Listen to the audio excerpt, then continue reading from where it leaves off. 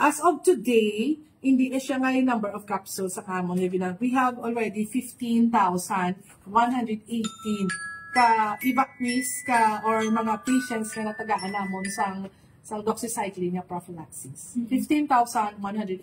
Mostly ang mga doc, ang ba ni Mayor niya, prioritize ang sa 5 ka barangay sa Haro. We have included na dira. But we still do, we are also doing doxycycline prophylaxis sa mga other barangays na underwater. Ano yung doc, house to house or gakadto lang sila sa barangay ang pag-distribute sa aton kabulong? Both.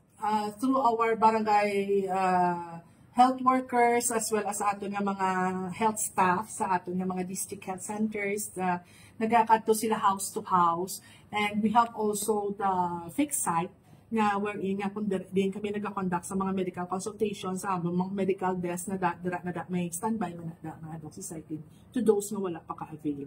So ginapanugyan ginamon nga ang tanan nga nagubog sa bagha kung wala pa niya naka-avail sa doxycycline prophylaxis, mag-avail gid sini. Kay gina-encourage ginamon nga kung nag-ubog ka sa baha, you should take this doxycycline prophylaxis within 24 to 72 hours.